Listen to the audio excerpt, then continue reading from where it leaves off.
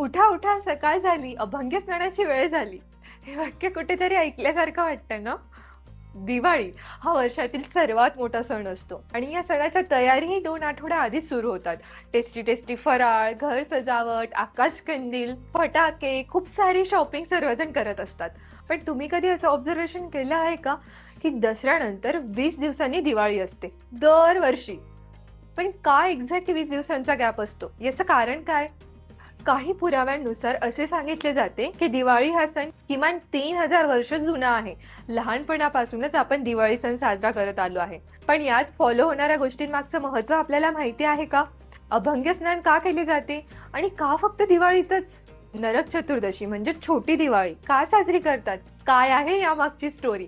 अमावस्या जिला अशुभ मानले जाते, असं म्हणतात की अमावस्येला रात्री बाहेर जायचे नाही, बाहेरचे खायचे नाही.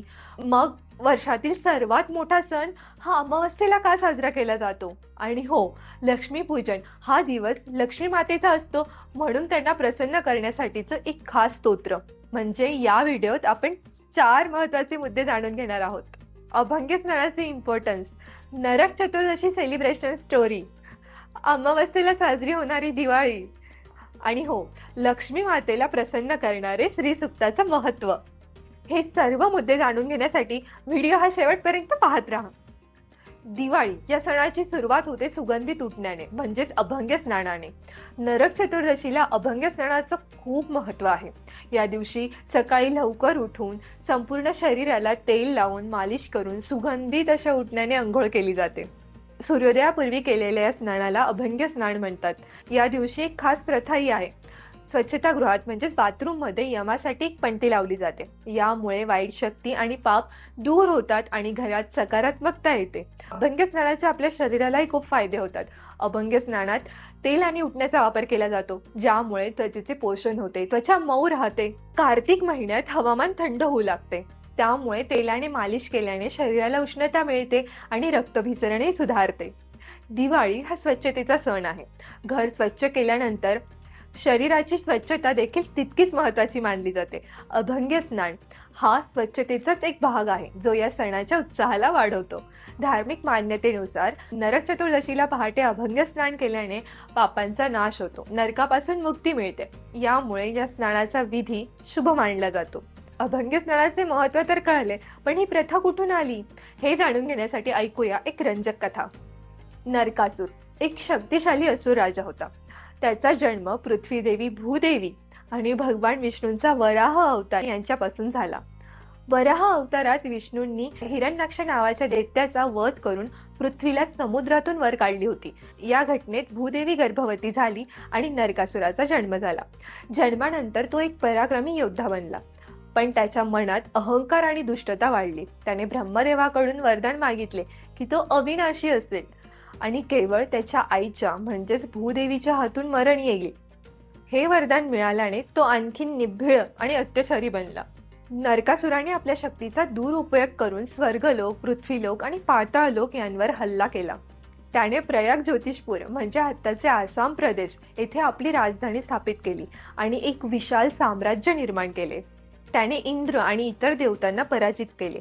स्वर्गलोकातून त्याने अदिती यांच्या कानातल्या कुंडल चोरले, जे स्वर्गलोकातील वैभवाचं प्रतीक होत. याशिवाय त्याने स्वर्गातील कल्पवृक्ष आणि इंद्राची ऐरावत हत्ती चोरली. नरकासुराने 16,100 राजकुमारी आणि स्त्रियांना कैदेत ठेवले. या स्त्रिया विविध राजघराण्यातील होत्या, ज्यांना त्याने युद्धात पराजित करून अपहरण केले होते. त्याच्या कैदेत या स्त्रिया दुःखी आणि असहाय्य होत्या. नरकासुराच्या या अत्याचारामुळे देव, ऋषी, सामान्य लोक त्रस्त झाले. इंद्राने भगवान विष्णूंचे अवतार असलेले श्रीकृष्णांकडे मदत मागितली, कारण नरकासुराला हरवणे इतरांसाठी अशक्य होते. श्रीकृष्ण हे द्वारकेत राहत होते. इंद्राच्या विनंतीनंतर त्यांनी नरकासुराचा वध करण्याचा निश्चय केला. पण नरकासुराच्या वरदानानुसार तो केवळ त्याच्या आईच्या हातून मरण येईल. श्रीकृष्णाची पत्नी सत्यभामा ही भूदेवींचीच अवतार मानली जाते, ज्यामुळे श्रीकृष्णाने तिला सोबत घेण्याचे ठरवले. श्रीकृष्ण आणि सत्यभामा गरुडावर बसून प्रयाग ज्योतिषपुराकडे निघाले. मार्गात त्यांना नरकासुराच्या सेनेचा सामना करावा लागला.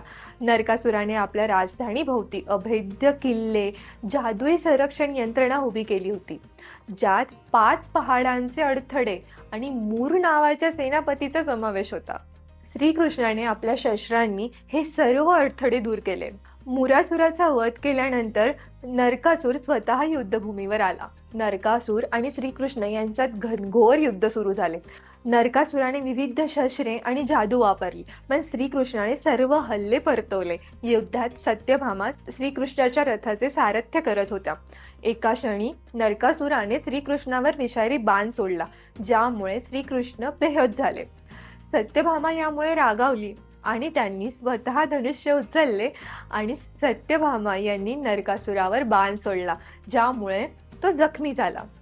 श्रीकृष्ण पुन्हा सावरले आणि त्यांनी सुदर्शन चक्राने नरकासुराचा वध केला. काही कथांनुसार सत्यभामाने शेवटचा प्रहार केला, कारण वरदानानुसार आईच्या हातूनच मरण येणे आवश्यक होते. अशा प्रकारे नरकासुराचा अंत झाला. नरकासुराच्या मृत्यूनंतर श्रीकृष्णाने कैदेत असलेल्या 16,100 स्त्रियांना मुक्त केले. या स्त्रियांनी श्रीकृष्णाला आपले पती म्हणून स्वीकारले, ज्यामुळे श्रीकृष्णांच्या 16,108 पत्नी झाल्या. नरकासुराचा पुत्र भगदत्त याला श्रीकृष्णाने राज्याभिषेक केला आणि तो एक न्यायी राजा बनला. मरणापूर्वी नरकासुराने श्रीकृष्णाकडून वर मागितला, त्याच्या मृत्यूचा दिवस उत्साह म्हणून साजरा केला जावा. यामुळे नरक चतुर्दशीला आनंद साजरा केला जातो. श्रीकृष्णाने अदितीचे कानातलेही परत दिले आणि स्वर्गातील सर्व चोरलेल्या वस्तू परत केल्या. विजयानंतर श्रीकृष्ण आणि सत्यभामा द्वारकेत परतले. परत येताना श्रीकृष्णाने अभंग्य स्नान केले, कारण युद्धातील रक्त आणि धूळ यामुळे ते अपवित्र झाले होते. ही कथा वाईटावर चांगल्याचा, अंधारावर प्रकाशाचा आणि अधर्मावर धर्माचा विजय दर्शवते. नरकासुराच्या वधामुळे जगात शांती आणि समृद्धी परत आली. नरक चतुर्दशीला या विजयाचे स्मरण केले जाते. लोक पहाटे अभंग्य स्नान करतात, जे श्रीकृष्णाच्या स्नानाचे अनुकरण आहे. हे स्नान पापांचा नाश आणि नरकापासून मुक्ती दर्शवते. या दिवशी दिवे लावले जातात आणि फटाकेही फोडले जातात, जे विजयाचा उत्साह आहे. ही कथा अहंकार आणि अत्याचाराच्या परिणामाची शिकवण आहे. तसेच स्त्रियांचा सन्मान आणि न्यायाच्या महत्त्वांवरही भर देते. चला ऐकूया कार्तिक महिन्यातील अमावस्या का आहे इतकी खास. प्रत्येक महिन्यात अमावस्या येते, जेव्हा चंद्र दिसत नाही आणि रात्र पूर्ण अंधारी असते. पण दिवाळीची अमावस्या म्हणजे कार्तिक महिन्यातील अमावस्या ही इतर अमावस्यांपेक्षा खास आणि वेगळी मानली जाते. रामायणानुसार भगवान राम, सीता, लक्ष्मण 14 वर्षाचा वनवास आणि रावणाचा वध करून कार्तिक अमावस्येच्या रात्री अयोध्येत परतले. अयोध्येतील लोकांनी त्यांचं स्वागत मातीचे दिवे लावून केले. ही घटना कार्तिक अमावस्येला घडली, म्हणून ही रात्र विशेष आहे. दिवाळी ही दसऱ्यानंतर 20 दिवसांनी येते. याचे कारण असे की भगवान राम आणि त्यांची वानर सेना यांना अयोध्येत पोचायला 20 दिवस लागले होते. रावणाचा वध केल्यानंतर, जे की तुम्ही आजही घरबसल्या मोबाईलच्या मॅपवर किती टाइम लागतो ते चेक करू शकतात. धनुष्कोटी जे भारताचे शेवटचे टोक आहे, तिथून ते अयोध्येपर्यंत. म्हणून दसऱ्यानंतर 20 दिवसांनी दरवर्षी दिवाळी असते. अजून एक पौराणिक कथा सांगितली जाते. देव आणि दानव यांनी समुद्र मंथन केले आणि या मंथनातून अनेक रत्न आणि देवी गोष्टी प्रकट झाल्या. त्यापैकी एक होती लक्ष्मी, धन आणि समृद्धीची देवी. समुद्रातून प्रकट झाल्यामुळे तिला कमला आणि पद्य असंही म्हणतात. ती कमळावर विराजमान झाली आणि तिच्या सौंदर्याने सर्वजण मोहित झाले. समुद्र मंथनातून लक्ष्मीचा जन्म झाल्याने ती समृद्धी आणि सौभाग्याची देवी मानली जाते.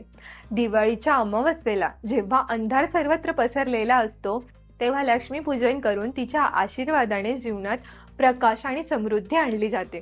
ही कथा लक्ष्मी पूजनाला विशेष महत्त्व देते. लक्ष्मीच्या बरोबर तिची बहीण अलक्ष्मी देखील समुद्र मंथनातून प्रकट झाली. असे मानले जाते की अमावस्येच्या रात्री लक्ष्मी आणि अलक्ष्मी दोघेही पृथ्वीवर भ्रमण करतात. स्वच्छ, प्रकाशित आणि सकारात्मक घरात लक्ष्मी प्रवेश करते, तर अस्वच्छ आणि नकारात्मक वातावरणात अलक्ष्मी प्रवेश करते. यामुळे दिवाळीच्या रात्री घरे स्वच्छ करणे, रांगोळ्या काढणे, दिवे लावणे, घर प्रकाशित करणे याला विशेष महत्त्व आहे. लक्ष्मी पूजन करून तिच्या आगमनासाठी शुभ वातावरण निर्माण केले जाते, ज्यामुळे लक्ष्मीपासून संरक्षण मिळते. दिवाळी का साजरी होते तेही अमावस्येला याचं महत्त्व तर पटलं, पण लक्ष्मी मातेला प्रसन्न करण्यासाठी, तिचे आशीर्वाद मिळवण्यासाठी काहीतरी तर खास केलेच पाहिजे. म्हणून लक्ष्मी मातेला समर्पित असे श्रीसूक्ताचे महत्त्व ऐकूया. श्रीसूक्त. श्री म्हणजे धन, सुख, समृद्धी आणि सौंदर्य. श्री म्हणजे लक्ष्मी, जी धन आणि सौभाग्याची देवी आहे. आणि सूक्त म्हणजे स्तुती. तर श्रीसूक्त हे लक्ष्मीच्या स्तुतीसाठीचे खास मंत्र आहे. हे मंत्र ऋग्वेदातून घेतले आहे आणि यात 15 ते 16 मंत्र आहेत. या मंत्रांमध्ये लक्ष्मीला प्रार्थना केली जाते, जेणेकरून ती आपल्याला धन, सुख, शांती आणि यश देईल. दिवाळीच्या लक्ष्मीपूजनात श्रीसूक्त वाचले जाते, कारण यामुळे लक्ष्मी प्रसन्न होते आणि घरात समृद्धी येते. श्रीसूक्तातल्या काही मंत्रांचा अर्थ जाणूया.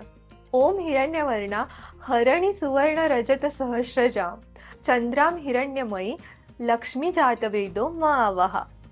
जातवेदो म्हणजे हे अग्निदेव सोनेरी रंगांनी, हरणीप्रमाणे सुंदर, सुवर्ण आणि चांदीच्या मालांनी सुशोभित, चंद्राप्रमाणे तेजस्वी आणि सोनेमय लक्ष्मीला माझ्याकडे आण.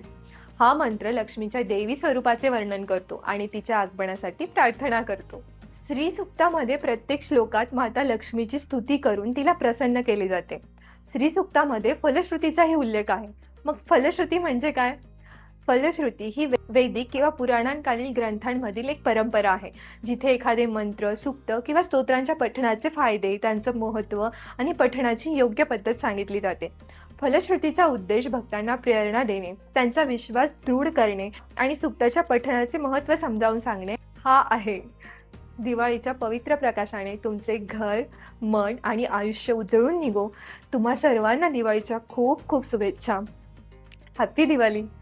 तुम्हाला व्हिडिओ कसा वाटला मला नक्की कमेंटद्वारे कळवा. तुम्हाला काय नवीन माहिती मिळाली या व्हिडिओतून तेही मला सांगा. व्हिडिओला लाईक, शेअर आणि सबस्क्राईब केलं नसेल तर कृपया सबस्क्राईब करा. धन्यवाद.